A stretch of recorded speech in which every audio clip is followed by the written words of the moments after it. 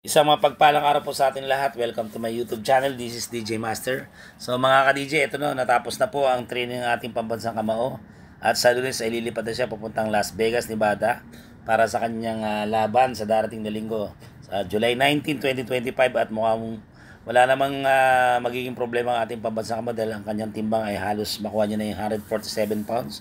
Konting pagbabawas na lang ng konti. At mukhang kondisyon na ang ating pambansang kamao. Sana nga hindi siya kapusin, hindi maubos siya sa oras ng laban niya, makuha niya yung timing, footwork speed, at sana makatsyempo ang ating pambansang kamao ng magandang, makatama siya na maganda-ganda para muling maging kampiyon sa larangan ng boxing. So pakinggan natin yung mga sinabi ng mga ilang mga magagaling na boksingero katulad ni Crawford at yung dating kanyang pinaka matalik na katunggali si Juan Manuel Marquez. Yan po yung mga sinabi. Pakinggan po natin. Diyan na sila former 4 Division World Champion Juan Manuel Marquez at 2 Division Undisputed World Champion Terence Crawford patungkol sa nalalapit na laban ni Pacquiao. Ayon kay Crawford ay kumpiyansa umano siya na mananalo si Pacquiao sa laban na ito. Paliwanag ni Crawford na mangingibabaw daw kasi ang experience ng ating pambansang kamao sa bandang huli at ang punching power daw ni Pacman ang siyang magdadala dito sa tagumpay.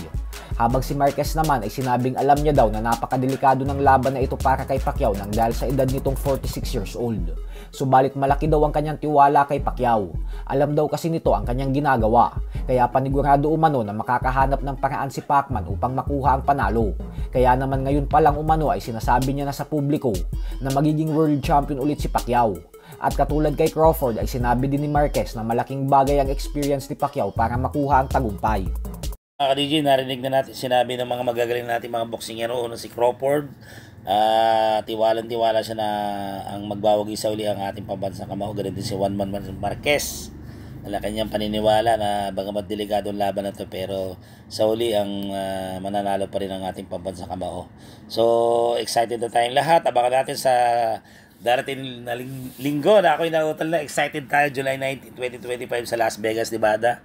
Ang paghaharap ni Mario Barrios, the current welterweight champion, at kontra sa ating contender na si Manny Pacquiao. At hoping na makuha ni Manny Pacquiao itong laban na to dahil ito na yung magdadagdag sa kanyang legacy bilang isang magaling na boksingero. Maraming salamat. Hanggang sa muli, ito po si DJ Masang sasabing laban lang. God bless you all. See you on my next vlog.